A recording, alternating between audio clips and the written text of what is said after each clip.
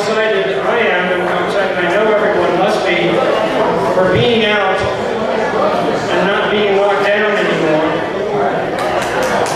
We can't have that happen again. And we need to stand up for what this governor's doing. And we're going to talk a little bit about that tonight. But I want to welcome you to the July meeting of the Lehigh Valley Tea Party. My name is Tom Carroll, and I am the chairman. And I want to... Can we have quiet in the back, please? Thank you. Thank you, Tom. My name is Tom Carroll. I'm the chairman of the Lehigh Valley Tea Party, and I, along with the board, want to welcome you to our July meeting tonight. Thank you for being here. And the first thing I'd like to do is ask our former chair, Ronnie Delvaca, to step up and lead us in prayer. Stand up, Ronnie.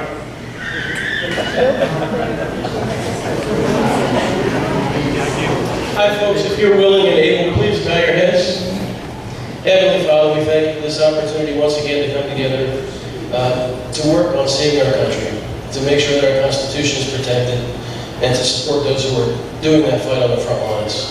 I want to lift up our speaker tonight and ask Lord that you bless him with wisdom and clarity. Pray that we can take his message to heart and not just listen to it, but go home and put it into practice. Take the tools that we learn here at the Tea Party meetings and put them into use to further the message to our neighborhoods. We pray that you bless all our speakers and those who are suffering with COVID. We pray for their health, for their safety, and we pray for the restoration of our economy as quickly as possible. We ask these things in Jesus' name. Amen. Amen. Thank you, Ronnie. So if we can all stand for a pledge of allegiance. Pledge allegiance to the flag of the United States of America and to the republic for which it stands, one nation, under God, indivisible, with liberty and justice for all. And if you could remain standing for the national anthem. Quiet. Can you see by the dawn's early light what so proudly we hailed at the twilight's last gleaming, whose broad stripes and bright stars through the perilous fight o'er the ramparts we watched were so gallantly streaming, and the rockets regular, the bombs bursting in. Can you prove through the night that our flag was still there? Oh, say does that star-spangled banner yet wave o'er the land of the free and the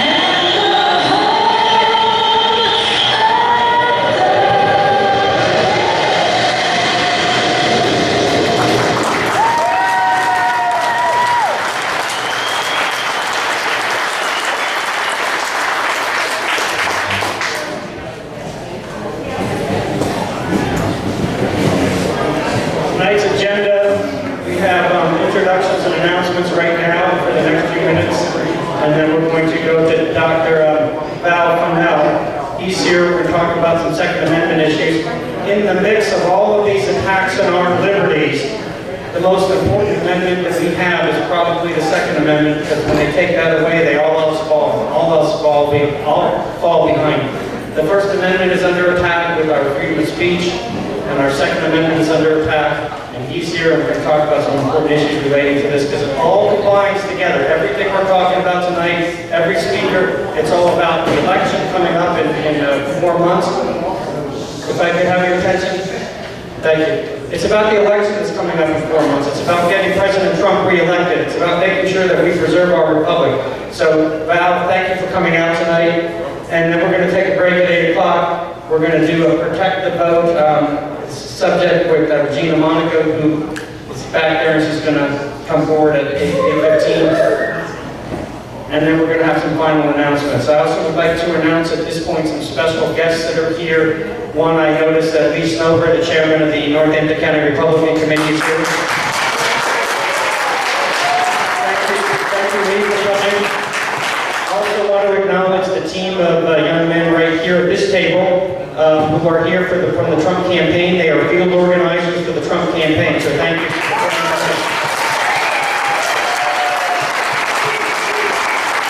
Every single person in this room needs to sign up with these kids. They need your help. They need you to make phone calls. They need you to knock on doors. They need your input. They need you to be part of the team. I know we're doing our thing here, but we're working together with these guys, and we need you. They have a table here, and they have sign-up stuff, and so please, if you can spare any time at all, sign up with them, get on their list, make sure that we're working. They're opening some offices very soon, or already have opened one. And so meet them also today here in the front of the room. Also, Lisa Scheller's campaign is here. And Dave Warren, you're back there. He's here on behalf of Lisa. And also Wyatt, he's here. Lisa was supposed to be here. Is she coming or? She's coming. So Lisa Scheller is also coming, and I want to thank her for attending tonight. So with that being said, if you paid your 2020 dues, pick up your name tag at the back table. Joe is back there, so if you haven't already done that, if you paid your dues, you can do that. And if you're not a member, the forms are on the table. Please sign them. Sign up for the time. Any first-time attendees here tonight? Thank you. We have some forms on the tables. Please fill them out and bring them to the front table here at some point before you leave tonight. It's important for us to know why you're here, what brought you here, and what we can do to bring you back, because we need everybody to keep coming back, because it's crunch time now, so we need you on board. Sign up, become a member if you haven't already done so. We have the 50-50 raffle every day. They're in the back with the tickets, and when we have our break, continue to buy those tickets, and we'll call that at the end of the night. And the gun raffle, Annie's back there with those tickets. I don't know where we stand, but how many have we sold in the current raffle? Do we know? All right, well, we draw on every 100 tickets, we draw the gun. We need about 25 more tickets sold so we can drive that gun, so if you want to buy a raffle ticket, do that with Annie. And in stock, we have the Trump 2020 stuff. That relates in the back, with the table back there, with the "We're still watching you" tag there, and with the mask on. I can't see who's behind you. Okay, that's welcome, Gabriel. They're back there with the stuff in stock, so please go back. And Ryan is here if you need the LVTP chips. And so we'll go to the membership and treasurer report. Total members 3,192. We continue growing our membership. That's great. It's not good enough. We need to keep bringing our neighbors, our friends to get involved. And it's not good enough to just come to a meeting once a month, and we haven't been able to do that. So thank you all for those that did join us on our virtual meetings, doing our best to keep going with this. Okay. Our bank balance as of 7/1 is $31,674. Credit line available also $7,400. Support the troops. We have, Val couldn't make it today, but if you have anything that you brought for Val, Andrew in the back can take it, so if you did bring anything for Val, her efforts, and we thank her for everything that she does every single month, and every single day actually for the troops, and all the efforts that they do to collect that stuff. It's important, and those letters that she reads are very compelling. So our featured speaker tonight, Dr. Val Fennell. Right here, come on up. All right. You didn't need enough, so I'm not going to say anything other than he's here, and he'll tell you about himself and what he's here. Thanks. All right. Okay. Yeah, for the secretary. I wanted to thank the Lehigh Valley Tea Party for inviting me. My name is Dr. Val Fennell. I'm the Pennsylvania Director for Gun Owners of America. And I just want to thank you for inviting me tonight. Just a little bit of background. I'm a retired Air Force Colonel, retired physician. Retired in 2016. I have 9 years of service in the Army, 11 in the Air Force. Board certified anatomic and clinical pathologist. Also preventive medicine and public health. So everything that's happening now with COVID, I have a lot of opinions about. But we'll try to keep the topic tonight to the Second Amendment. So I've been with the Gun Owners of America for over 20 years, and I helped start the Virginia Citizens Defense League. So I don't know if you remember that organization, but it's been involved in the news and everything that's going on in Virginia. So I was the first president of that. And I got involved back into the fight again here in Pennsylvania because of the stuff that happened in Pittsburgh. I'm from Pittsburgh originally. And after I retired from the military, I went home. And not only a year or two later, then they're trying to enact gun control in the town I grew up in. And so I got dragged back in kicking and screaming. It really wasn't too hard, to be honest with you. And I got back into the fight. And then Eric Pratt asked me to be the Pennsylvania Director for GOA, and I was really honored to do that. So again, that's just about a little bit of background. So thanks again for the Tea Party folks for inviting me, Tom Campione, Tom, the President, thank you, Bob Meyer, Andy Ritter, Melissa Cofield. Thank you for reaching out to me and getting things set up. Without local grassroots supporters, GOA really cannot do anything. And it's people like you all that make things happen. We can't do anything without our members and our supporters. So thank you for the invite. I want to talk to you tonight about three things. It's always good to have 3 points, right? First one is the threats to our rights that happened around the COVID-19 shutdown. Some legislation that's pending before the General Assembly, including red flag laws. And I'll spend the bulk of my time talking about the third topic, which is the Second Amendment sanctuary ordinances. Well, first, the COVID-19 shutdown. So who hasn't been affected by this? So due to Governor Wolf's arbitrary distinctions between essential and non-essential businesses, local gun stores were essentially closed right from the start. Now these closures prevented citizens from purchasing a firearm when they needed it the most, right? It's a state of emergency. And there was a real possibility, nobody knew, there was a real possibility that law enforcement could have been compromised by COVID-19. And with prisoners being released from jail, law-abiding Pennsylvanians certainly needed a way to defend themselves. So in order to address this, there was a lawsuit that was filed, but the PA Supreme Court refused to hear it.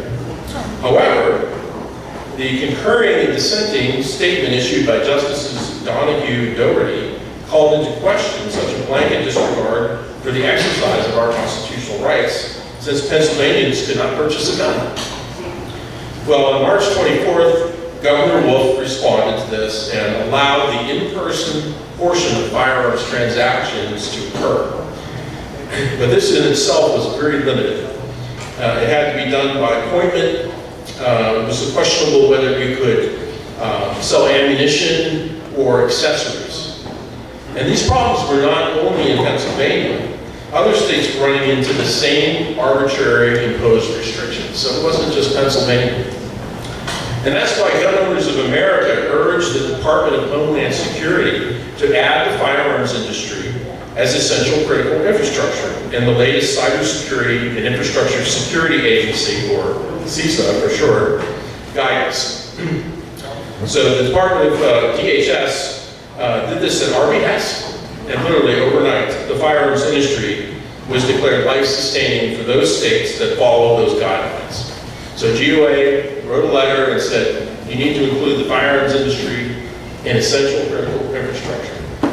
The Trump administration listened, and that was added. Overnight, that problem, even in California, gun stores were open, but not in Pennsylvania. Okay, So you see, Governor Wolf used an earlier version of the guidelines and did not adopt the latest CISA guidance. If you go right on the website, they used the version that was like a week or two before that. So we put it into gear again. We re-attacked that issue through supporting, you probably heard many times over in the news, Senate Bill 613, which among other things would have forced Pennsylvania to adopt the latest CISA guidance, that critical infrastructure guidance. As you know, SB 613 passed the General Assembly. GOA members and supporters sent thousands, I'm not kidding, 6,000, 7,000 or more, messages to Governor Wolf's office, only to have him veto the bill. So, 613 was a double whammy because not only would it allow the gun stores to reopen protect the entire firearms industry right down to gun ranges and shooting ranges, but it also got a lot of Pennsylvanians back to work soon. No dice. So added to this problem was the state of gun ranges. Outdoor ranges were not permitted to open until the yellow phase, and indoor ranges only in green. And these businesses were struggling across the Commonwealth. We had a range in Pike County that was contacting me repeatedly and asking us to file lawsuits and to do things. And I reiterated to this person how all the things that we had done. So we attempted to convince the governor to reopen the ranges by writing in a demand letter. And of course, that fell on deaf ears as well. It was not until recently that indoor ranges were permitted to open as the state went green. So now, technically, with the state green, indoor ranges can open, and I think that range in Pike County, thank God, survived. Many businesses didn't survive. And then, if that weren't bad enough, the sheriffs, a lot of the sheriffs stopped issuing concealed carry permits. We call them licenses to carry firearms in Pennsylvania. As you may be aware, you cannot carry a firearm openly or concealed in a state of emergency without that license. A lot of people don't know that. So, Pennsylvania is an open carry state. That's true, it is, but not in a state of emergency. You have to have a license to carry firearms. So GOA, we put it into gear again, and we sent a statewide alert to ask county residents to contact their sheriffs to urge them to restart processing licenses to carry firearms during the shutdown. And it was a successful effort. In fact, Westmoreland County Sheriff remarked about all the blowback that they received after their decision to stop processing, and they opened up immediately. Allegheny County, where I'm from in Pittsburgh, I live in York now, they followed suit. And currently, and thanks to the guy right there, Mike Garatano, Mike, raise your hand. This guy right here called the entire state, all 67 counties, to find out what the status was. And right now, through our efforts and the efforts of other people, only one place is not issuing licenses to carry firearms. I'll give you 3 guesses, and the first 2 don't count. Jeez, how'd you get it? Okay, the Philadelphia Gun Permit Unit is not issuing. That's it. So it was wildly successful. Oddly enough, the holdouts were Carbon County, Lackawanna County, and Philadelphia. So all this leads me to a very important point. We must always, always, always, always guard and secure our constitutionally protected rights and not give up essential liberty for a little bit of temporary safety. I think a famous Pennsylvanian said that last. So GOA was and will continue to be at the front lines of maintaining our rights, nationally and here in Pennsylvania during this emergency. But where do we go from here? So we had all this stuff from COVID. A lot of legislative battles back and forth between PA General Assembly, the Republicans, the governor. Where do we go from here as far as gun rights are concerned? So the General Assembly has been trying to roll back what the governor has been doing for several months.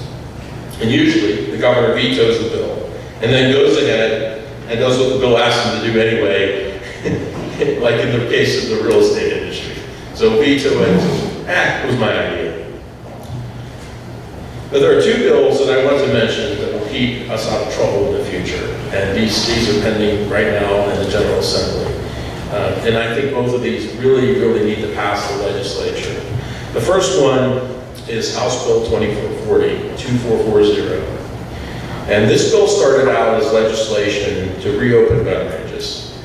It was a very poorly written bill and had to be amended. So it was amended to state that the firearms industry would always be considered life-sustaining. That's the way it reads now. It's really a good bill. So that bill passed the House and is in the Senate for consideration. And we support it 100%. But the Senate will be an uphill battle, not to mention the governor. The next one passed more recently. It's House Bill 1747. Matt Dowling is the prime sponsor. And that bill eliminates the governor's ability to prohibit the sale of the transportation of firearms during a state of emergency. And also eliminates the requirement for a license to carry openly during such an emergency. So that bill also passed the House and is sitting in the Senate Judiciary Committee chaired by Senator Lisa Baker. And if you're on our email list, you would have received an alert from me yesterday about House Bill 1747. And we already have over 2,000 messages that went into the Senate. So clearly, I think we all can agree on this, and sadly, the news hasn't been good. The governor's power really needs to be checked, right? And these two bills would prevent us from encountering those same types of problems in the future. And I'm only just talking about gun rights. We had H.R. 836, you know, that the Supreme Court ruled on. It's a whole bunch of other things. But just keeping a focus on gun rights, those two bills, especially like 1747, would really serve as a check on the governor's power. Now, of course, he can veto this, like he did everything else. So I promised that I would talk a little bit about red flag and confiscation orders. You've probably heard of those. So many people don't know, though, is that there are not one or two, but there are actually four red flag and confiscation order bills in the Pennsylvania legislature. 2 sponsored by Democrats and 2 sponsored by Republicans. It's beautiful, it's bipartisan. So friends, red flags are really a serious threat. Why is it? People say, can't you just be reasonable? Well, no, this is really bad.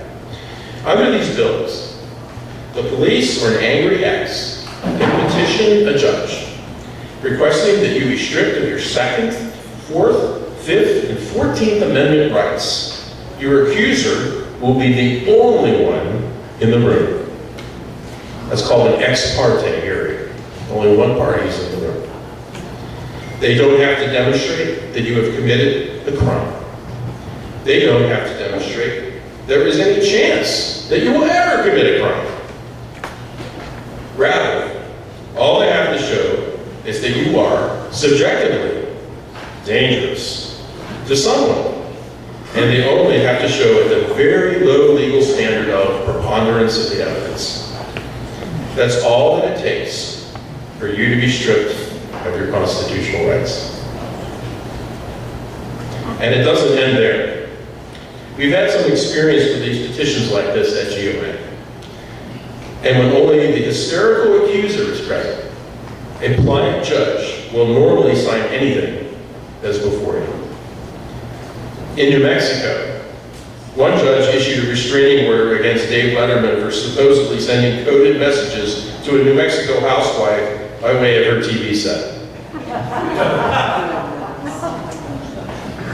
So, after a pliant judge has given the okay to the request, you lose your constitutional rights with no due process. The next thing that happens is that the police arrive at your door in the middle of the night, ready to ransack your house, and if you resist, to arrest or kill you. If you think this couldn't happen, you should consider the case of 60-year-old Gary Willis of Ferndale, Maryland, who was shot to death by police serving a red flag order at 5:17 a.m. after he not unreasonably came to the door with a gun in his hand. I mean, who wouldn't in the middle of the night? Sure, you'll get a hearing in 10 days, where you can hire an attorney for thousands of dollars to try to convince the judge that he made a mistake. Or your lawyer will be appointed by the court, and he will probably be a public defender with little or no experience and a huge caseload. And he will probably do his best to convince you that relinquishing all your guns will probably be the best course of action. But no matter. In circumstances like these, judges never rule for the gun owner. Rates of granting initial orders are well over 90% in many places. So given what I have discussed, what does the future look like? And what do we have to do to secure our constitutionally protected rights? And so, we have red flags, a bunch of other bills. What is it that we can do? A lot of people, I lived in Texas for a while. There was a saying in Texas that was, I really loved it. Some people would like to curse the darkness rather than strike a match. Right? So I'm not going to stand up here and curse the darkness. What is it that we can do now to move forward to protect our rights? Pennsylvania governors have been watching what is happening in Virginia and have decided to be proactive and take steps to protect our God-given rights if our state legislature looks like Virginia come 2021. Well, none of us want that to happen. But let's face it, no one has a crystal ball, especially about elections. And no mistake about it, the enemies of our Constitution are out to take firearms away from law-abiding citizens. We have bills filed in the PA legislature for gun bans, registration schemes, and red flag gun confiscation orders, as I've just mentioned. There is even one to repeal the Castle Doctrine. If the gun control party wins the election this year, you can be sure, 100%, guaranteed, that all those bills will be fast-tracked, just like they were in Virginia. I wish I could say that pro-gun bills get fast-tracked in the Pennsylvania legislature. Most of them never move. They never see the light of day. They stay in committee. They're never brought up for a vote. Ever. I'm not kidding. So 1747 got out of committee. Our preemption bills got out of committee.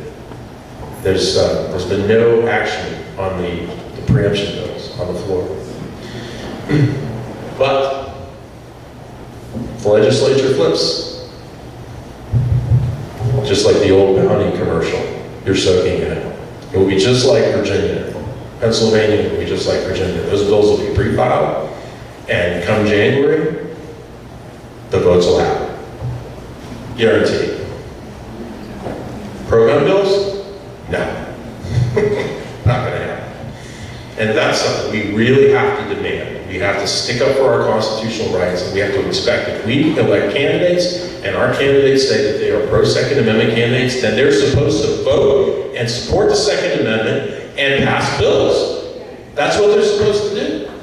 Don't come pounding your chest and say, oh, for the Second Amendment, and look at all the anti-gun bills we defeated. That's great. What did you do for us? Well, on the positive side, crickets, usually.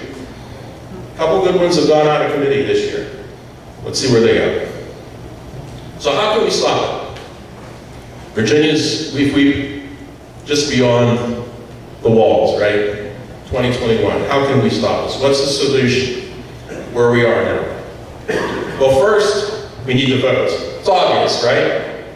You need to take elections seriously. I think everybody in this room does, okay? But not all governors do, okay? Not all conservatives do. We can't be asleep at the switch. They were asleep at the switch in Virginia. There's no question.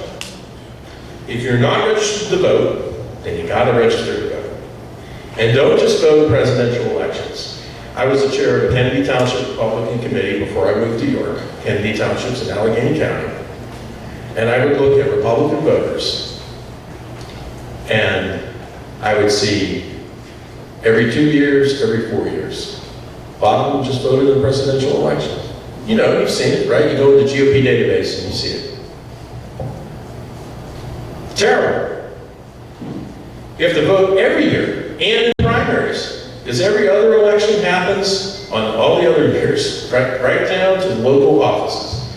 And politics starts there. It starts, who's your township commissioners? Who's your city council members? Who's in your county commissioners, your county council?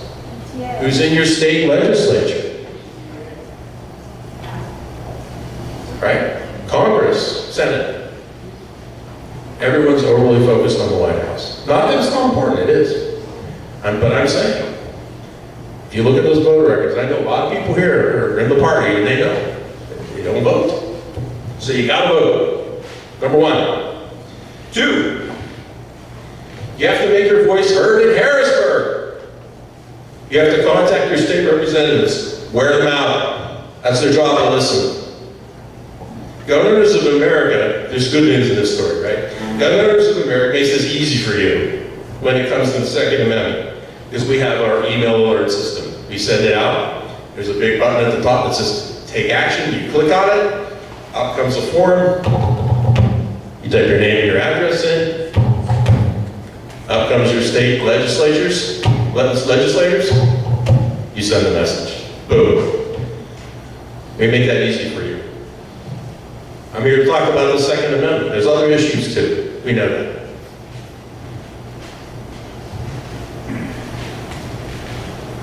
But what can be done when all the above have not worked and the deck is stacked in at least 2 out of the 3 branches of government? Notice I said at least 2. In some places, it's all 3. It's looking like maybe the Supreme Court in our state, it's all 3.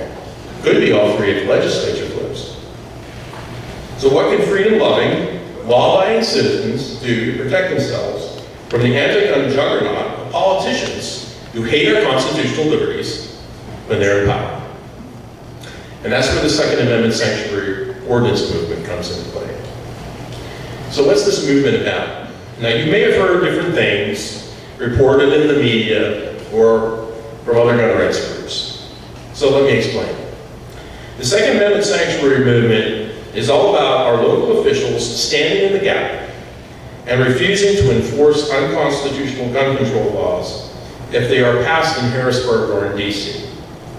Someone has to interpose themselves between elected officials who have like total disregard for our constitutional rights and the citizens they are supposed to represent. And that's what we have seen happen in the Old Dominion. County supervisors and sheriffs are standing in that gap. They are interposing their authority and are refusing to enforce unconstitutional gun control laws. So, this is a little dated, and the numbers change all the time, but it's April 29th. Some 1,117 counties, cities, and towns have passed say-sos, that's short for Second Amendment sanctuary ordinances, in 34 separate states. Illinois, Colorado, New Mexico, Washington, Nevada, and most recently Virginia have passed them in a majority of their counties. Now, unfortunately, many of these counties in Virginia and Pennsylvania, too, have opted for Second Amendment sanctuary resolutions. 7 counties, 2 boroughs, and 8 townships in Pennsylvania have passed these less desired Second Amendment sanctuary resolutions. While they are certainly well-intentioned, they simply don't have any legal consequences built into them. Instead of resolutions, counties and municipalities should pass sanctuary ordinances that carry the full force of law. And here's the problem with resolutions. It's real easy for these politicians to type up a resolution. We pass a resolution, traitor. It does absolutely nothing. No penalties for violating it, no way of implementing it, nothing. And even worse, you can give them cover to say, look, all this great stuff we did because we supported the Second Amendment. Well-intentioned, not good enough. So to that end, Governors of America has created a model ordinance, not a resolution, that has teeth to protect the liberties of citizens. So our ordinance prohibits the use of local funds and the enforcement of unconstitutional gun control laws. It contains civil penalties for for any violation of the ordinance. Any peace officer can enforce GOA's ordinance. And finally, anyone, and I mean anyone, violating the ordinance can be sued in court with no sovereign immunity protections. The ordinance describes, quote-unquote, unlawful acts, which include such things as taxation, registration of firearms, accessories, or ammunition, registration of owners, gun bans, gun, accessory, and ammunition confiscation, and magazine capacity restrictions. And here in Pennsylvania, we have efforts underway in every county to adopt a Second Amendment sanctuary ordinance. I am delighted to report that we have 2 townships that have passed our ordinance. Buffalo Township in Union County and West Manheim in York County, where I live. And Fayette County in southwestern Pennsylvania may be the first county to do so. I think they're going to vote on it this month. I hope so, at least. Now let me tell you what this ordinance doesn't do. The anti-gun media, and sadly some other gun rights groups, have raised the ill-founded charge that our ordinance somehow creates a patchwork quilt of gun laws and violates the state firearms preemption law. That's not true at all. In fact, the ordinance itself addresses that concern. It says, quote, this ordinance does not regulate the lawful ownership, possession, transfer, or transportation of firearms, ammunition, or ammunition components. What it does do is prohibit unlawful acts from being enforced. And that is something entirely different. I've also heard it said that you can't pass a law to break a law and that this ordinance is illegal. Do not let anyone tell you that. Don't let anyone tell you that this ordinance would do that or violate state law. Rather, it upholds the higher law of the Constitution of the Commonwealth and the Second Amendment. If the state legislature or Congress passes unconstitutional gun control, it is they who are breaking the law. The Constitution is our objective standard of what is acceptable or unacceptable, not the whims of anti-gun politicians. That's the standard, not statutory law. Statutory law, like the preemption law, as good as it is, and things like the Dillon Rule, do not supersede the Constitution and our natural rights as men and women that come from God, that exist prior and are anterior to government. They do not supersede them.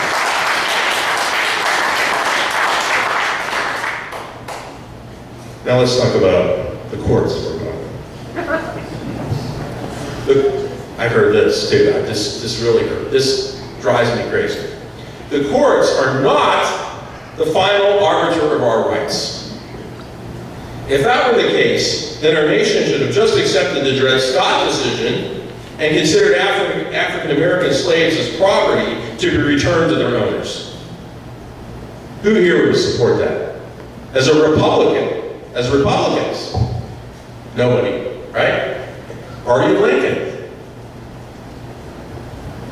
As we know from American history, some northern states ignored the Fugitive Slave Act, Pennsylvania being one of them, and gave sanctuary to protect the freedom of former slaves who escaped.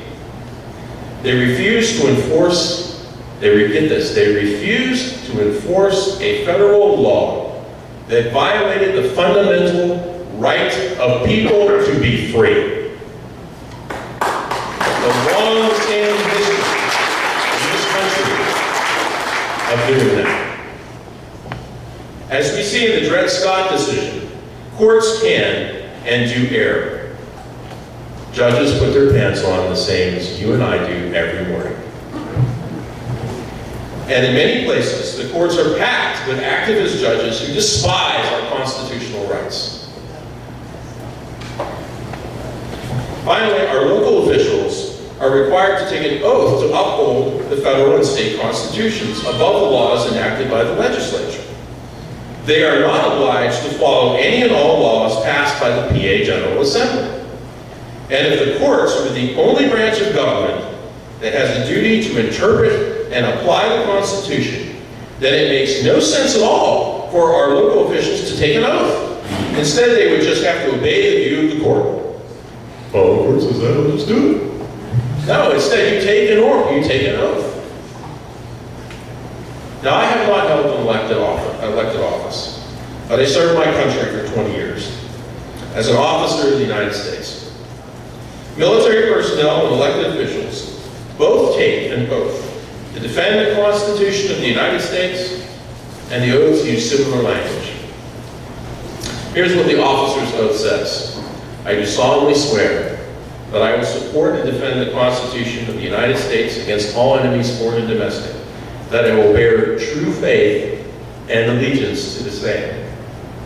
I take this obligation freely without mental reservation or purpose of evasion, and that I will well and faithfully discharge the duties of my office of which I am about to enter, so help me God. Similar, in the state constitution today, notice that our oaths of office, whether military or elected officials, do not involve swearing allegiance to a person or a particular government.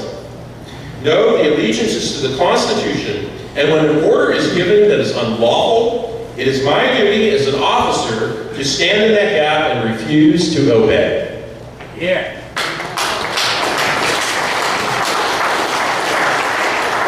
Likewise, it is the duty of elected officials to do the same when our essential liberty is being trampled upon, whether in Washington or in the State House. Notice the last 4 words of the oath. So help me God. Sometimes we gloss over those words and treat them in a pro forma fashion, but they are extremely important. When we say, so help me God, what are we promising? Are we just entreating God's help? For the oath we took? Yeah, it's that, but it's much more than that. When we say, so help me God, we are swearing that we will uphold the oath. Swearing. That means that we are asking God to judge and condemn us if we violate it. That is why oaths are sworn. We either obey this oath or God judges us. That is very serious. It means that we uphold that oath even when it places our personal livelihood and position in jeopardy.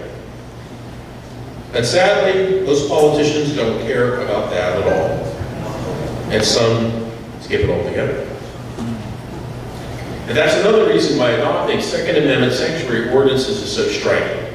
Local elected officials are showing that they intend to uphold their oath of office regardless of what consequences it will be to politically for them or even personally.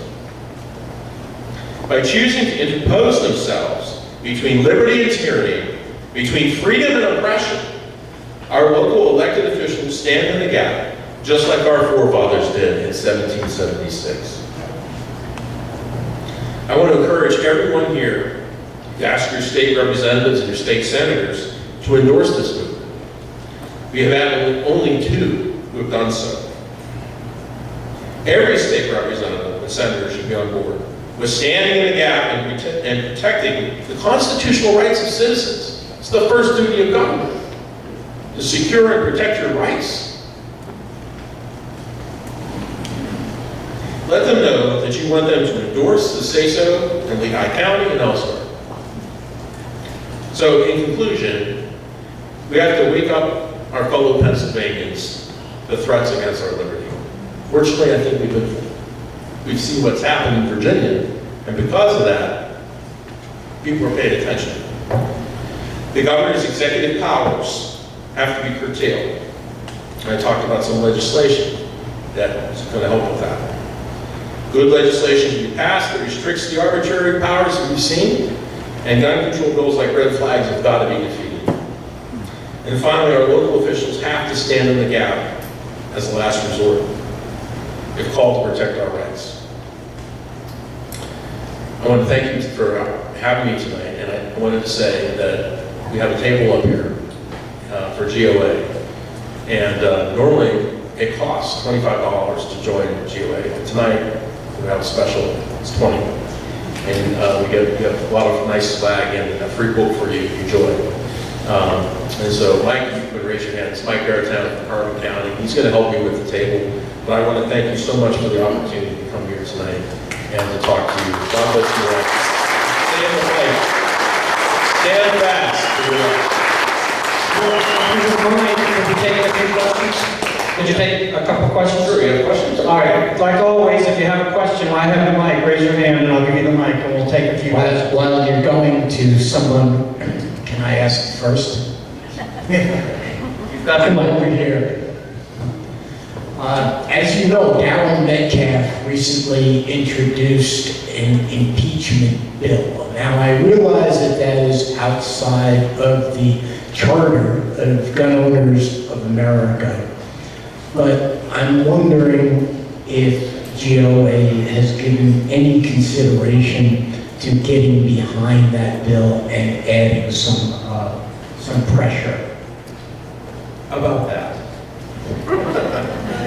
So Representative Metcalf, in that same vein, drafted impeachment articles against Pittsburgh Mayor Bill Peduto in early 2019, like it was June 2019, somewhere around there, a year ago. We supported that 100%. Worked really hard to get co-sponsors. I mean, this is like clear as day. You have a mayor that clearly violates the state firearms prevention law. Clearly goes against the PA Supreme Court decision about preemption. Violates the agreed order from 1995 that they would never enact gun control again. And this is controversial. What's controversial about it, right? So Darrell Metcalf, Representative Metcalf, we support 100% those impeachment of Peduto. Remember how I said nothing moves?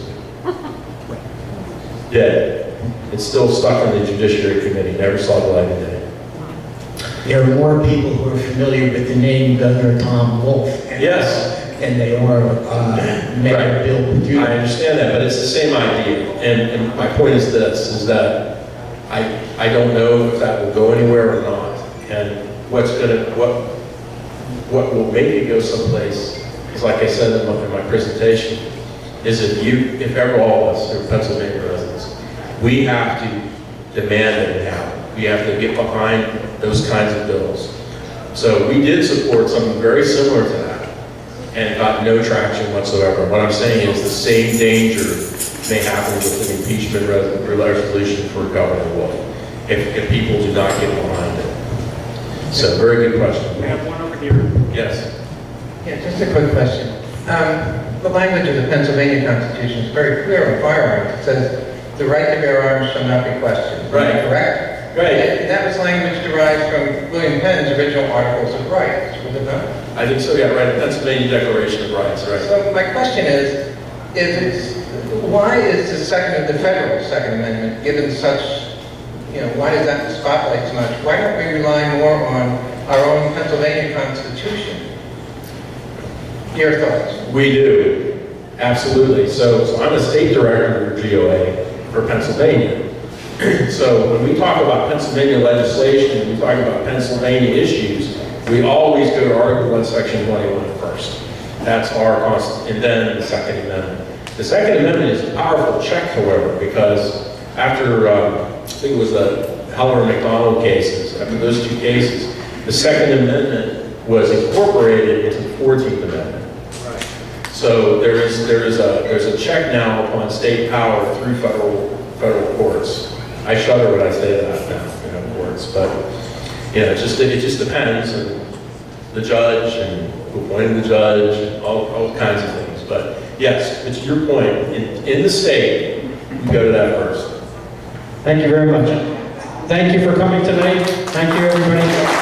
I'm going to have everybody distract Tom Campione for a minute because I'm going to go away from his agenda for 1 second because at the beginning of the meeting I announced that Lisa Scheller was supposed to be here. She did come in and I want to bring her up just for like 2 minutes. Can we do 2 slides? Okay. All right, go ahead. Thank you. That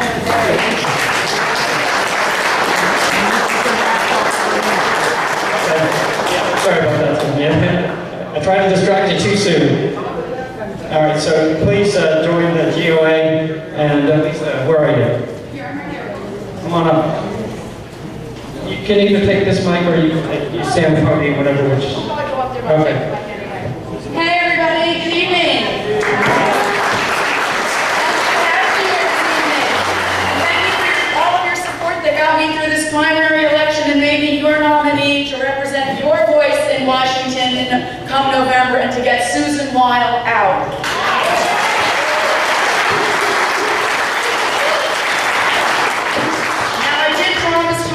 No longer than 3 minutes, so I'm actually going to put a timer on so that I don't blather on, okay? It's okay, I'm timing you too. Oh, you're timing me too, Tom? Okay, great. So who heard about today's job numbers? 4.8 million jobs out of the country.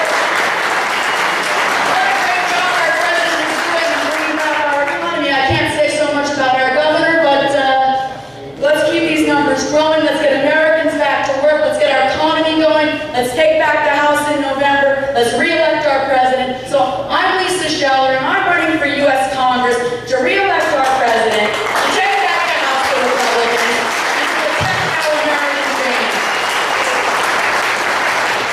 Like I said, I have 3 minutes, so I'm going to cut to the chase really quick. I have some really encouraging news today, and this race is absolutely winnable. Susan Weil is worried, and she knows that I am on her trail, and I am coming on hard, but I cannot do it alone. Cannot do it alone. So I'm asking you tonight to sign up. We have a table here. We're going to be going around the room to sign up and help volunteer and help get this campaign going, because we need people out in the field knocking on doors, stuffing envelopes, making phone calls, and making sure that the vote in November is not a vote for socialism, is not a vote for Nancy Pelosi, is not a vote for Susan Weil, but it's a vote for our president, it's a vote for equality of opportunity, and it's a vote for taking back the House and protecting our American dream. And that's what we can do with your support.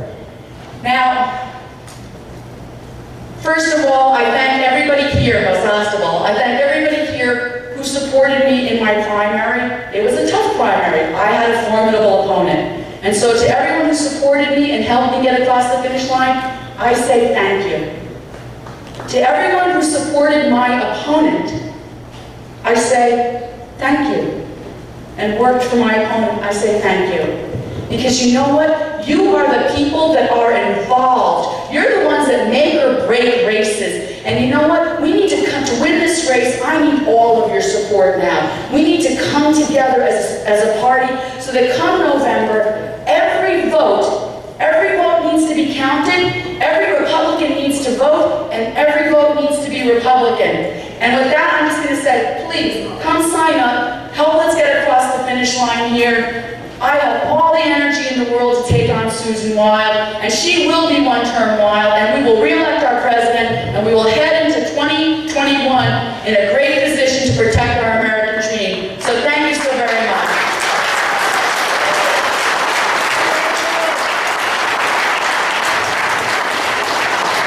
One quick thing, Andre Clover, get up here very quickly. He's the field agent, or whatever you call him there, the regional field director for the, he's not an agent, he's a field director for the Trump campaign. He's only going to tell you one thing, it's about what he has here with signs and all that, right? Yeah, for sure. You know, if you guys don't know who I am, my name is Andre Swallow, I'm regional director with the Trump campaign. Yard signs finally came in. So that means that you guys can come get one. We're going to be right here. Please come sign up. We need people trained. We need people out on the doors. So please come sign up, grab a yard sign, sign a petition, get a bumper sticker, keep them on our, I know it's so tempting to put them on Democrat cars. Please don't. So let's make sure they stay on ours. Let's get the enthusiasm out. Thank you guys. We have 2 coffee break boxes tonight.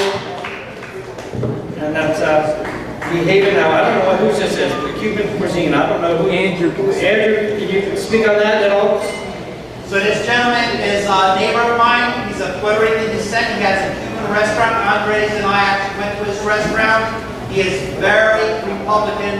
He's pro-life, pro-Second Amendment, and he's a small business owner. He's in the Emmaus area. The food is great. Prices are reasonable. Cuban food, if you like garlic, that's the place to go.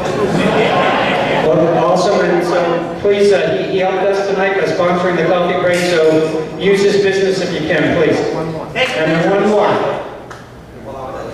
Would you go back to that? All right, so also, if you want to change your old movies into digital, we have our other coffee break sponsor, who's also Andrew here today, so if you have old 8mm movies, VHSs and things like that, he can convert them into USB ports or whatever, flash drives, so you can see them in digital now. And you know, my father passed away last year, as many of you know, and we went through all the family movies and stuff, and Andrew actually helped me put all of our old family movies onto digital, and it was a great job. So if you have that service, thank you, Andrew, for supporting our coffee break.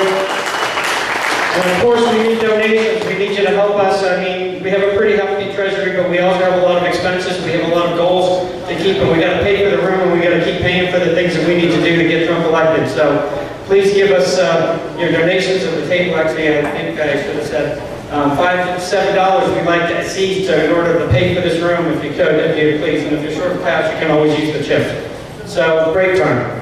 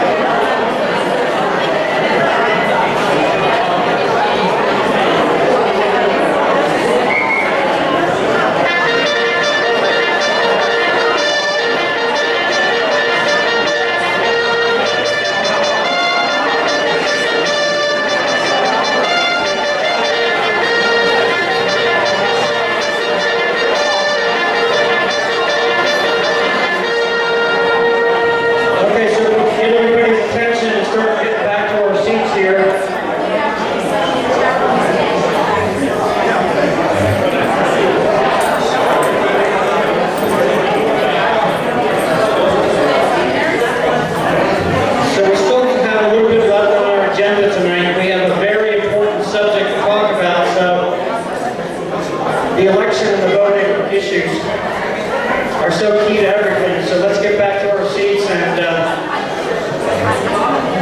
wrap up our conversations here as quickly as possible.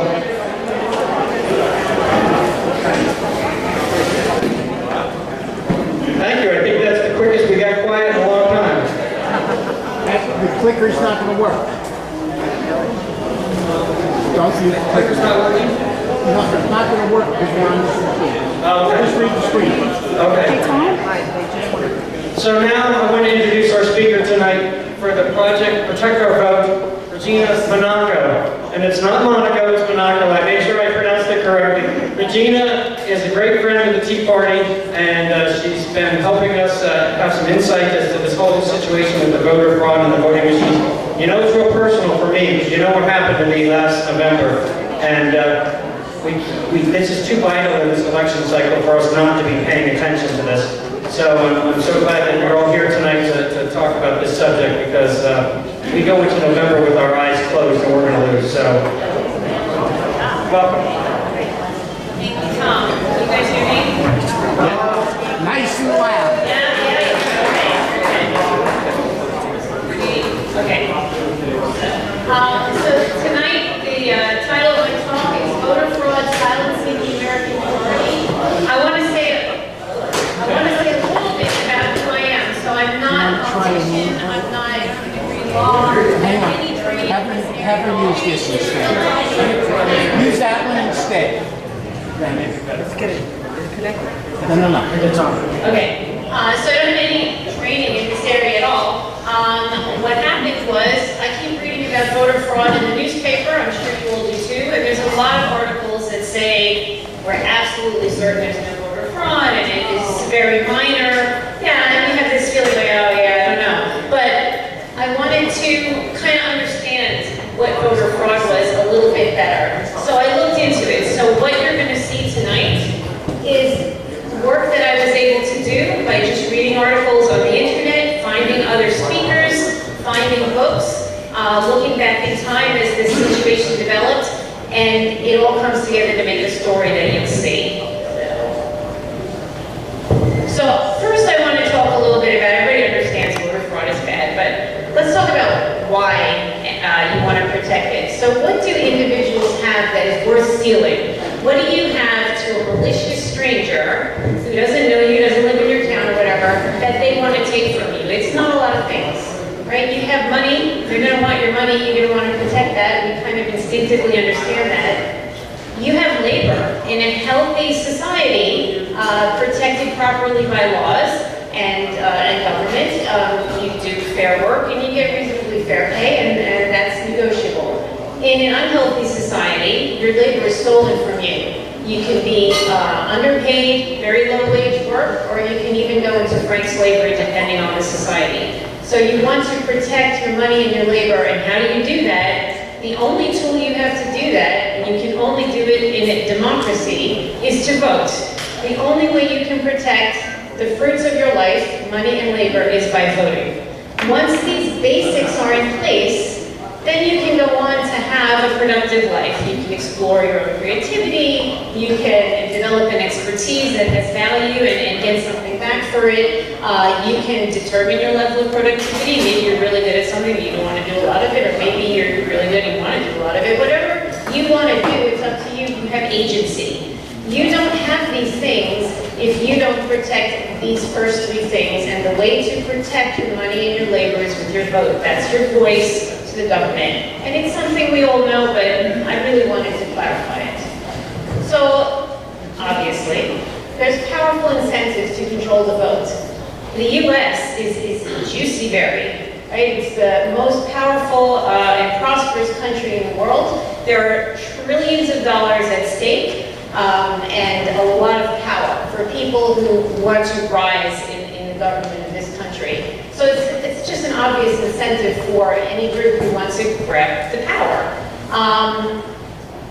So different ways, so when you think about the issue, a lot of times now what people are talking about is the issue of Trump versus Biden and this presidential election. But there's votes all the time. Your vote is always informing your representatives on how you feel about bond issues or special special interest group funding or contracts like building a library or a school or an airport.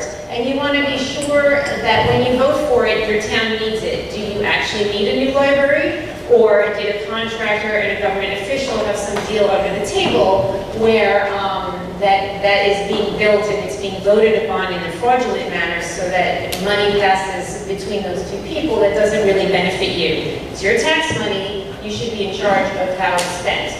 All of these things funnel money somewhere. I think there's some of this slide missing. Tom, do you see anything scrolling over the screen? Okay. So there's a few other things, but I don't know where they are and I can't see them. But you get the idea that your voice, your vote determines the society that you live in, basically. And so you want your representatives to be actually representing your wishes. So voter fraud is old. I think we all have some idea of this. It's decades old. It's been around as voting, there's going to be fraud. Since 2002, however, this has really ramped up because I'm sure you all remember the hanging chad debacle in Florida. And after that happened, there was a Help America Vote Act that was passed. And what most people may or may not realize is that it basically outlawed paper ballots. We do still have ballots that go into, they're generated by electronic machines and they're fed back into electronic machines. They're not the majority. But it caused the growth of the electronic voting machines throughout the country. They're being developed, they're being deployed, they're being put out, and it was so that we wouldn't have any hanging chads happening again. This was not a good thing, right? These electronic voting machines are computers. You all have computers. You've all had experience with computers. Computers have hardware and software. They have bugs in them.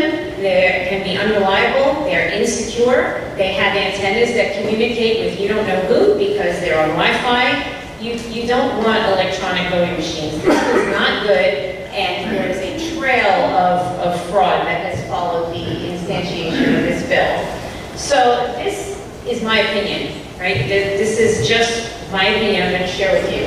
I think the goal of having control of the votes, of having a lot of voter fraud in place, is close for whoever the actors are that are trying to do this. I think it's close because the technology increases every year, because votes are starting to, elections are starting to come out in ways that don't match the communities that they're in all over the country. I'm thinking of the last midterm elections. I think there were a lot of areas that were saying, gosh, we're red, and I don't understand how we went blue. There was a lot of blue in the last election. How did that happen? Was it voter fraud? We don't really know, but we suspect it. So my opinion is that since the goal is close, the reasons to deny its existence are stronger than ever. You don't want to get caught at the end game, right? 20 years of trying to grab the vote is a long time, and a lot of successes, slow percolating through the country. You're going to come out to the media and you're going to say, oh, there's no evidence of voter fraud. I think that's because the goal is close. So let's back up for a second. We all know this, right? One person, one vote. So Professor Matt Glaze, who has given fantastic talks on this topic of fraudulent votes in America, has sort of distilled the meaning of one person, one vote in this really clunky statement, but I like it because it's very specific and it lays out everything. So the statement is, each adult citizen, you need an ID, you need to prove that you're a citizen, you need to be a member of this country that you're having a voice in. Must possess, required, you have the right. It's must possess, that's your voice, that's how you're getting in communication with the government. One, no more, no less, easily exercised. There shouldn't be any unreasonable barriers to voting. Be easily exercised in your community, accessible to you. Not transferable, you can't cast my vote. I cast my vote, this is my opinion. Option, not mandatory. To cast a secret, privacy, no one can coerce you into voting in a different way, or they shouldn't be able to.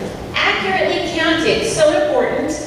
I can vote for X, and somebody will be like, thank you for the vote for Y. That's not voting, that's not my voice. So accurate counting is essential.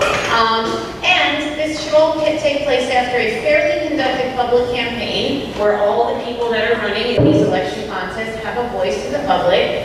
And the reason is to determine your chosen representative.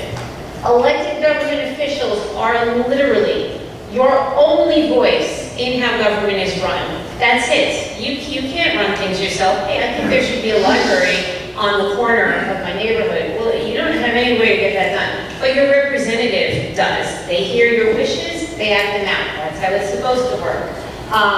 Without proper voting, I don't know what happened to the bottom of my slides. I'm gonna figure it out, that without proper voting, you don't have a voice, right? So the voter fraud is taking so much away from you. It's not at all trivial, as I know you all know. So I'm going to skip this one. So let's talk a little bit about this. You hear a lot about voter fraud's impossible because this country is so big and every county and every state has different rules. So you won't have any kind of systemic voter fraud. Well, there's about 3,000 counties in the country, over the 50 states, some have more, some have less, and they're broken up into precincts. You all know about precincts, that's where you go and vote very locally.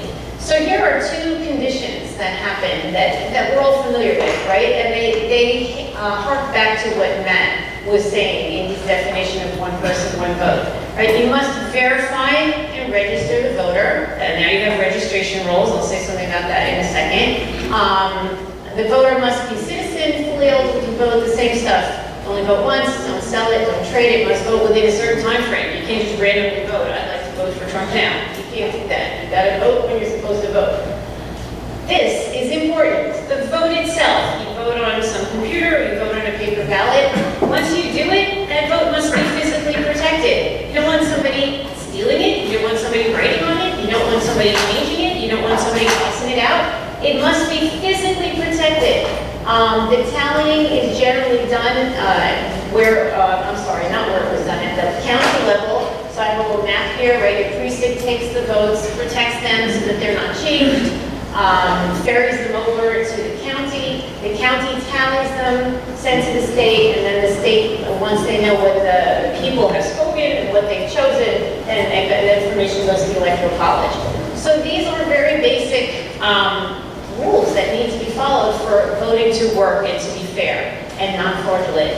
No state in America follows all of these rules. Nobody. No county, no state. There is some issue with enforcing these all over the place, and I'm going to give a few that's a great, huge claim, so I'm going to tell you something about that. There are states that give it lip service, right? Oh, you have to be a citizen, but they don't follow through. So let's examine that a little bit. So each one of those is under attack. Let's see, wait. So I'm sorry, I'm just repeating what I just said. And that's that slide. Okay, so before I start discussing that, I'm going to put this definition out. So why, question remains, why don't you see a lot of this in the news? Why are there not big numbers of cases that we're all aware of and it's part of the common culture? Oh yeah, I heard about that, that's voter fraud. So first, in order to be caught, you have to commit a crime. So what I did, now there's these 3,000 counties in 50 states and everything's different. This is from Texas, but every state basically follows these kind of laws. These are legal language, but they kind of mean very similar things. So I want you to just think about them. So these top ones, except for legal voting, are pretty similar. So improperly serving as a witness for more than one voter, that means you're assisting someone who might not be able to vote. You can be a witness for someone like your mom or your dad. You're supposed to only be able to do one. If it's your parents, you can do two. But citizens are limited in how many ballots they can serve as a witness on. And this, by the way, is for either assisting at the polls, but more importantly, is this for mail-in ballots. This is a specific section that is named this in Texas, but it basically means assisting people. Oh, vote for X, dear. Okay, but I'll check off Y. Illegal, clearly.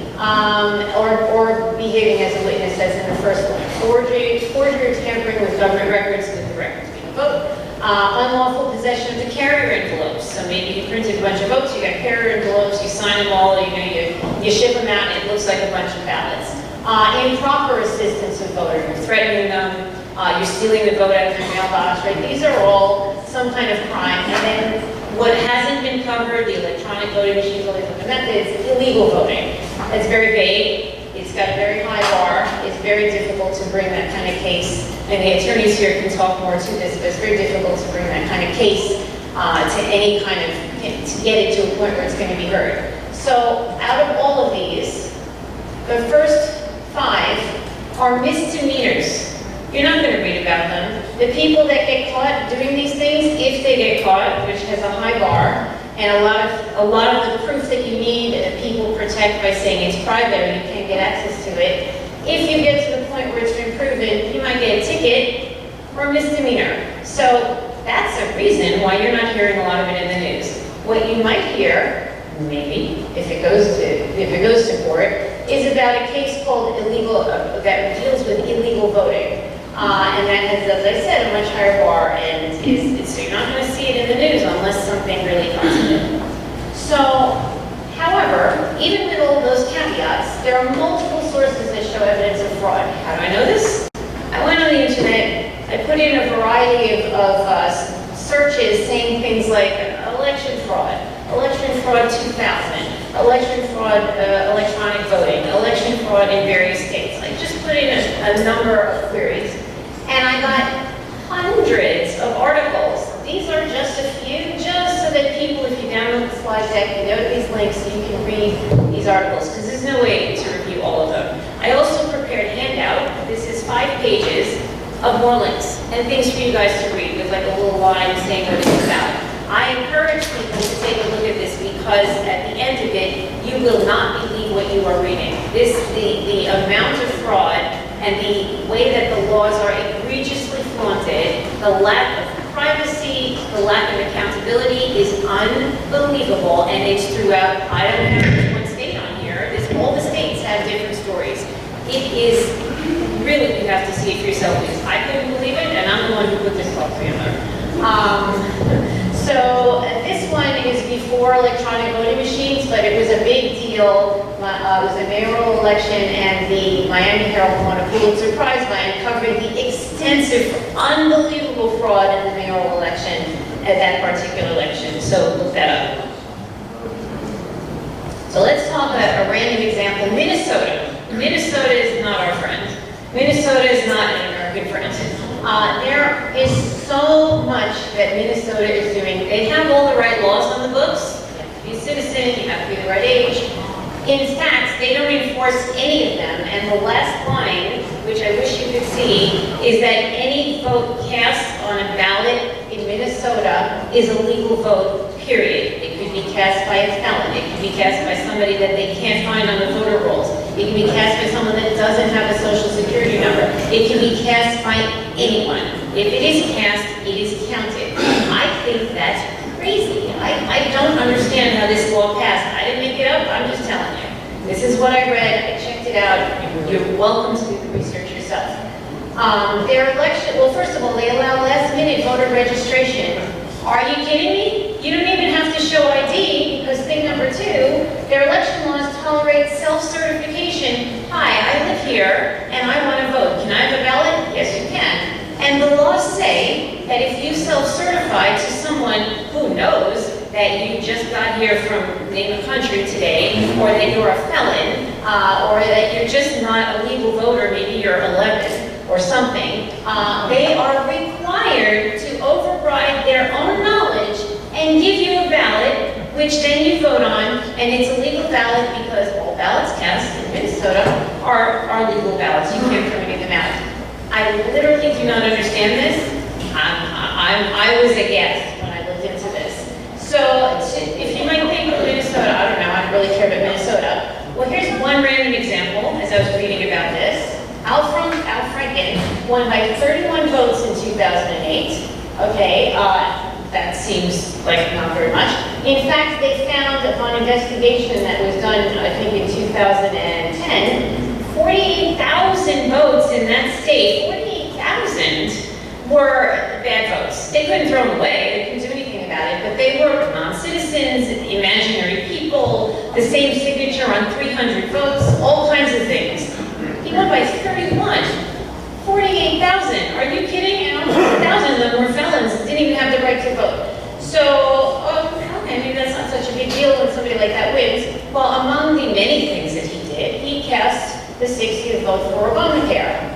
Okay, that's interesting if you're a fan of Obamacare, like, hey, Al Franken won. If you're not a fan of Obamacare, that vote shouldn't have been cast, but it was cast. We all suffer because of the horrible rules that are passed in Minnesota. We all pay for it. So the country is connected even though the states are acting separately. There's many states involved in this. So when Trump was elected, I'm sure you've all seen the interviews where he said, pretty off the cuff, he said, I would have won by millions more votes if there wasn't so much voter fraud. He was universally vilified for saying this. It was kind of crazy. He was referring specifically to a Pew 2012 report on voter registration and how, and there'll be a slide on that next, and he was pointing to it, and the interviewers on Frontliner, one of these major shows, was saying, oh no, you're over-interpreting it. He's like, it's right here. Then why did they write this report? They even got the guy who wrote the report to say in interviews, oh no, Trump's over-speaking, there's no voter fraud. He wrote the report. I have a copy of it. You all have access to that copy of it if you look in the links that I'm going to provide. I read the report. I couldn't believe what I was reading. You'll see more on the next slide. So to get to the bottom of this issue, President Trump established it just ran off, so I have to see if I remember. He established an election investigation committee, and Mike Pence is on it, and some other guy. So what they do is they're getting all the public records, all the information that they can get from all the states, and they're looking at the possibility of fraud. They're studying this. Well, they can't get the data. There are states that are refusing to share the data with this committee put together by our president to look into voter fraud. Don't we all want to know if there's voter fraud? Don't we hear from both sides? Oh, well, you know, the Democrats, they do fraud. Well, the Republicans, they do fraud. So we should all be interested in studying fraud. But no, not really. So here's a quote. Steve Simon refused to hand over, oh damn, oh, it's not on the thing. He basically said, I don't want to participate in this investigation because I don't like who's running it and I don't trust what he's going to say. What? You don't like who's running it? This is your job to hand over this public data. No, he wouldn't do it. One of many states, I think it's more than 20 states. Again, I encourage you all to look into it. Don't believe me. This is all on the internet. Just check it out for yourself so that you will really believe it. When you do, you will be astonished. And by the way, this guy who wouldn't provide the data and didn't like who was running the study, he's one of many who's gone on record stating there is no voter fraud within the U.S. None. No, yeah, it's crazy. Well, you can't prove it if you won't even look into it. That's the bottom line. Okay. So I've been leaning pretty heavily on the electronic votes, but there's actually many ways to, slice up, skin the vote. Kind of death by a million cuts. This cut was really long. I'm so sorry that the formatting didn't work. But there's all these things that we talked about, and there was some that I really wanted to tell you guys. Let me see if I can remember. There's a new software called Omnivote that was just in use in the last election, like 2 months ago, I think in New Jersey, in Ohio, and West Virginia, and some maybe a couple other states. And MIT, thank you. MIT got a hold of the software, which, by the way, they kind of keep proprietary. Well, you should know how this stuff works, but they had to get a hold of it, and they tore it apart. And what they found was that although this is not straight evidence of fraud, it was insecure. It allowed wireless access to it. It allowed deletion of the data. It allowed the absence of an audit trail, which means you delete the data and then the fact that you deleted the data disappears. That should not happen. All of the computers that people have in this room have audit trails. But most ridiculously and egregiously, it recorded, it was a vote, right, for the president, or for whatever that was running a couple of months ago, the primaries. It recorded your identity, the fingerprint of your computer, which is something some of you will not know what that is, but it's a very identifying characteristic, your name and address, and then not only did it keep that information, and you are literally not going to believe what I'm going to say, it sent that information to Amazon, to Google, and to Cloudflare. What?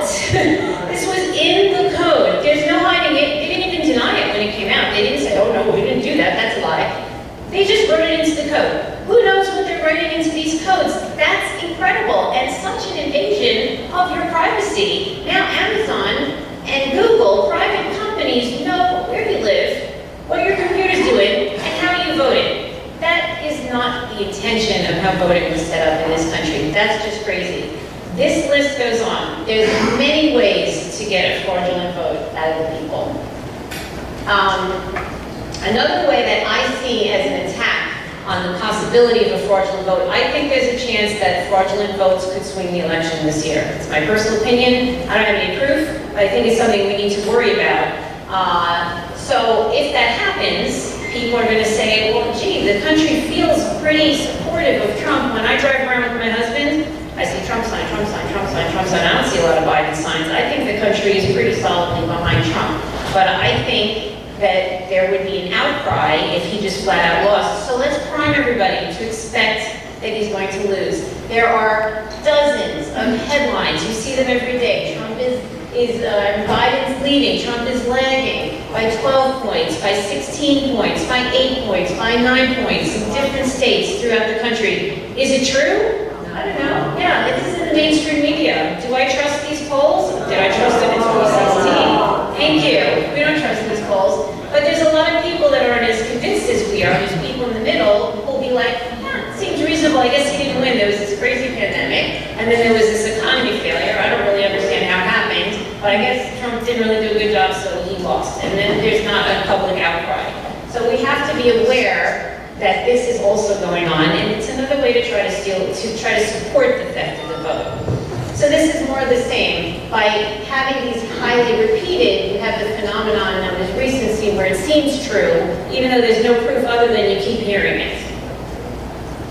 So about the voter rolls, the Pew report, right? They're not partisan. They're supported by a lot of people. They have a great reputation. The actual Pew report, the one I was referring to earlier, of the 2012 report, after the whole report, they concluded that U.S. voter registration rolls were inaccurate, wholesale inaccuracy, costly, and inefficient. In America, we spend this much money, $4 to $7 per voter, to maintain them on these crazy rolls. Then we sell the data to contractors to organize and maintain the rolls for accuracy. The biggest company is Catalyst LLC. Do you know who those people are? I never heard of them. They have all your information. They have all your voter registration information. And they correlate it with public information like the United States Post Office and other sources, and they determine that the voter rolls are clean or not clean. Oh, and your social security number's in there too. So this company, that's not Amazon or Google or Cloudflare, another company, has all that information. Where's the conclusion? Is there anything on that slide? Okay, the conclusion is that this is a mess. Oh, I remember the conclusion. The conclusion is that in Canada, they spend 35 cents a voter, not $4, $5, $7, whatever, of your tax money. 35 cents, their rolls are clean. So Canada, the United States, why is this such a mess, and why is there such a huge resistance to actually cleaning the rolls? Let's think about that. This is just a little bit more about the voter rolls. It's just an expensive fail. 13% of all voters, I didn't name that number, it's 28 million votes. So when Trump was saying, I probably would have won by millions more votes, that's not crazy. He just read the report. There's 28 million votes that are unaccountable. We don't know how many were cast, to be fair. Certainly some of them, I mean, an eighth of them is already 3 million votes. How many do you need? Inaccurately registered, moved, dead, all these different things. When these votes are cast, when you sign in and then you vote, what happens, what's supposed to happen, is that then they true the registers later, the rolls, and if they find that you voted and that you shouldn't have, they discard your vote, they remove it. I confess I'm not sure how they do that, but the votes that you cast are discarded. They do not contact you when they do this. So your vote is discarded, you don't even know that that happened, you don't know there was an error in your registration roll, and there's no way to tell you so that you fix it maybe for next time. Plus you don't get to recast your vote. So you lose that vote. Along the way, when you go to the DMV and you say, I'm going to register for vote, 25% of those registrations are lost. How do you lose those, by the way? We all have computers now. 25% is a lot of votes, and taxpayer money pays for these programs. So there's a lot of problems with the voter rolls. So why is there this claim that there's no fraud and such resistance to doing things as cleaning the voter rolls. I have an opinion. The fierce fight that we see, I see it mostly from the Democrats. I don't mean to be partisan, that's what I see in the newspapers. For something so indefensible, and the constant use of emotion instead of logic. Oh my God, you're so stupid if you think that they're voter fraud. I don't know, what are you talking about? Instead of logic, which is what I'm trying to use here, I think shows the true motive of those who don't want to clean the rolls and don't want to address this problem. It facilitates fraud, that's all. If they're really thinking that both sides are having fraud, then you'd want to clean it. I think the side that's resisting the cleaning likes it because they're doing fraud. I think, to me, this proves it. My opinion.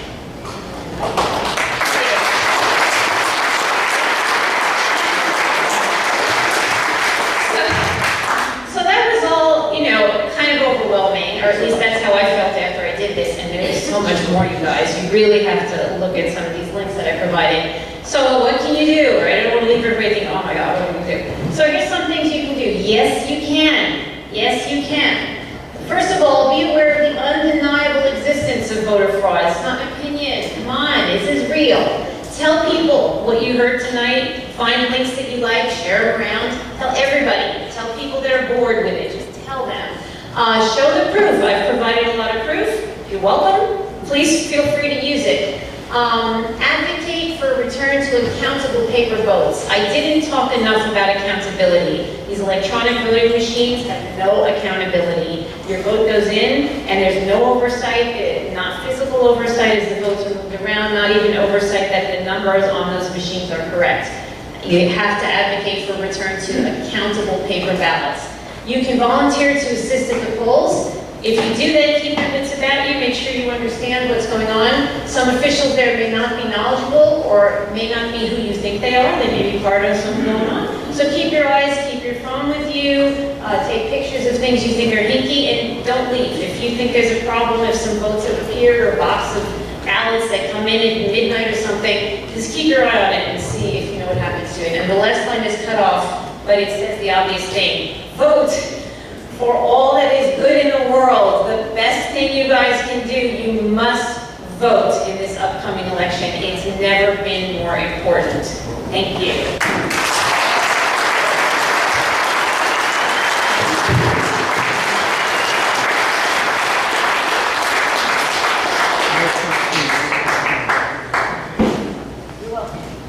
We're out of time.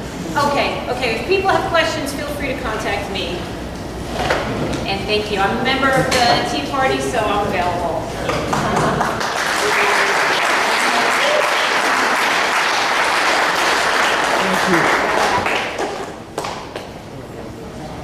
I don't Hang think on. we're out of time, but... Hang on.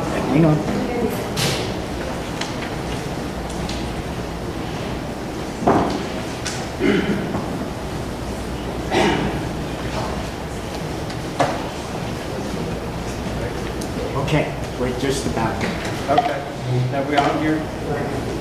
You're on. Can you hear me? All right, there we go. Thank you, Regina. Thank you. I want to do some announcements about upcoming events. And we started an advertising plan, and of course, it's all about getting Trump elected, and that's what we're doing here. We have an advertising plan that will attract new people to help us re-elect President Trump. Ads will run on radio, local TV, print, mobile apps, and digital billboards, depending on the amount we raise. We're still working on that. Good, the sound went up, okay. Please donate and see Brian or Annie. Brian's in the back, Annie's in the back. Our mail-in form on the table. We have 2,300 toward our goal of the 5,000 that we wanted to set out. So we're getting there, but we need some help on that. Saturday is the July 4th and Independence Day, and I think I'm a sort of a student of history. I started the public reading of the Declaration 9 years ago, and at that time we said, it's time to sort of reflect on our founding and the importance of these documents and these statements that were made in this Declaration. And as we move through this year, the radical changes that have occurred, we can't even fathom. We wake up every day and everything is even more, our cities are burning and they're locking us down, and they're even threatening to shut down July 4th events across the country. we need to stand up. We need to stand up. Every single person in this room should have volunteered tonight for the Trump campaign or for the Scheller campaign. Every single person not only voting, but getting their neighbors to vote, getting everybody in your family to understand this is not a normal election cycle. Do a little history and study history. The Russian Revolution and Soviet Revolution in 1917, or the events of 1968. We are at a turning point like those points in history. And this is the most consequential election since probably 1860 in America. We lose this and we lose everything. So it starts right now, right here, and you being here is part of that process, but we have to continue that. And one of the things I'm doing on Saturday is a public reading of the Declaration of Bethlehem.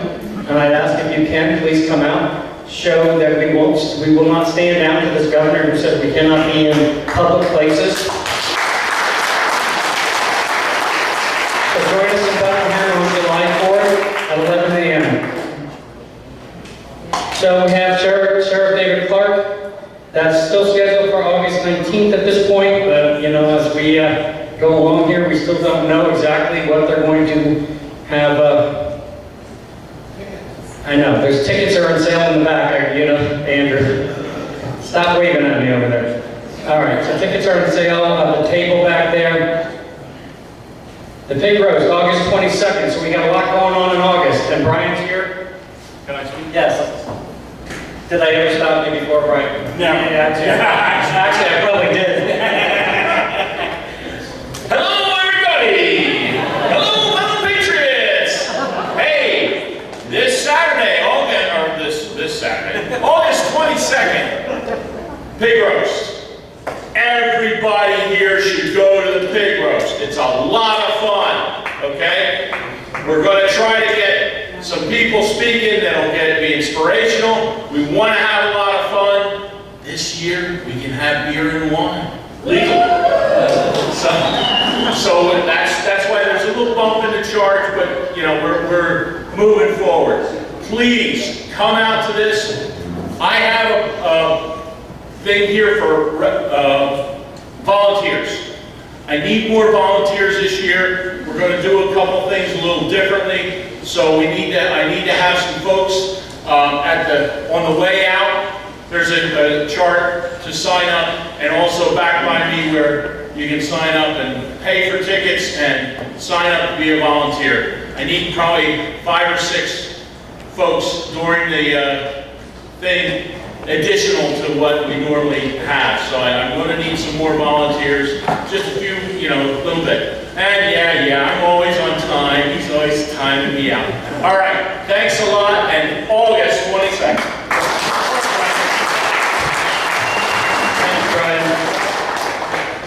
Dave, have flyers on your table for you to take home to give to like-minded friends. So take the flyers home and remind your friends, your neighbors that we have these events. Sheriff Clark should be a great event, but we need to fill that room. Now, we're not so sure exactly how many tickets they're going to let us sell at this point, because we still don't know that bottom line. But we always, at the end here, have audience questions, and I think, Ronnie, you're standing there, so you have a microphone, and Andrew's there. So if anybody has any questions, we'll do your best comments that you want to make or announcements you want to make to the membership. Raise your hand, and either Andrew or Ronnie will give you a mic. Now, come on, I know you guys aren't this quiet. When was the last time somebody did raise their hand? Well, wait a minute, I didn't say you could, Patrick. No. I have the microphone, Patrick. Here you go. Good evening, everybody. I'm Patrick Covich. First, I want to thank you all that voted for me for alternate delegate. I received over 10,000 votes. Thank you very much. I have to apologize. I have a list here because I can't remember everything. My wife does, but I don't. All right, this Saturday, I was invited by the mayor of Portland Borough. He wants to have a parade, motorcade. And he asked me if I could ask you guys if you would volunteer to come in cars with flags on it, with Trump, with American flags. I'm going to be there. It's at 11 a.m. with Tom. All right, sit down. All right. Next, I'm running for chairperson of the Northampton County Republican Committee. I want to bring the enthusiasm and the enlightenment that the Tea Party gives to everybody else. I want to modernize the Northampton County Committee. I want to bring in an open door policy. I want everybody to be inclusive, and I want to work for the entire party. I want to unite it. Lastly, I want to thank Dr. Val for being here. I am a member of GAO, and he had mentioned about the sheriffs in Virginia, and there was one sheriff in particular that the governor said that they couldn't have a gun unless they were deputized by the sheriff, and then they could have a permit. And there's one sheriff stood up and said, well, I deputized the entire county. That was my cousin, Jack Coach. So I went to the county. His father and I were in Vietnam around the same time. So I want to thank you all, God bless you, and let's go USA 4th of July. There's Ronnie.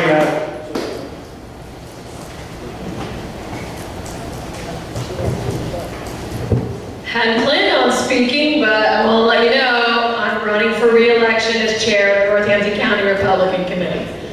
I was just re-elected as a Trump delegate, along with Tom, and I did unite the party. When I first came in as chair, we were very divided, and I really got involved, took a liking to this group, and I have united the party.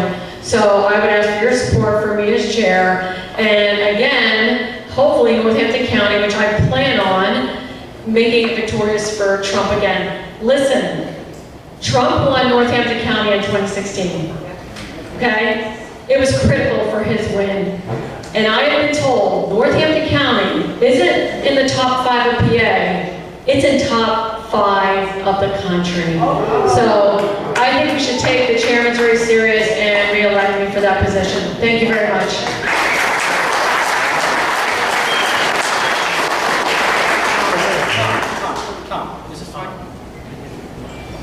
Thank you, Lee. A lot of you may be a little confused because you're not all Republican committee people, but there are 2 counties in the Lehigh Valley primarily, and it's Northampton and Lehigh, and both of the county parties are going to have a reorganization meeting. Northampton County's is July 11th. If you are an elected committee person, you will be able to show up at that meeting and you'll be able to vote. I strongly encourage everybody in this room that's a committee person in either county to show up at your reorganization meetings and exercise your vote. It's important. This process, we're all working together. There's many teams here. There's the Scheller team, there's the county parties, there's the Tea Party.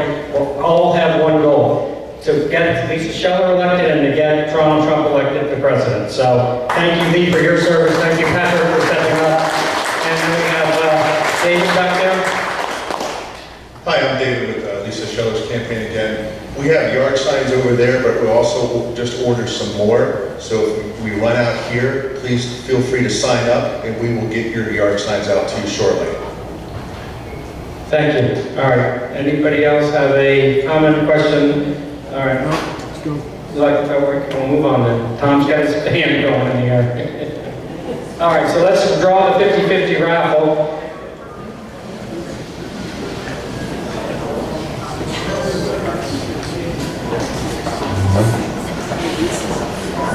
And we'll have our featured speaker there. Winning number 040-9949. 0409949. Yes.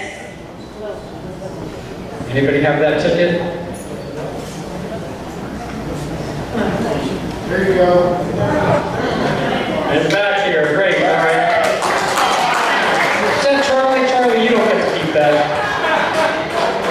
All right, thank you, everybody.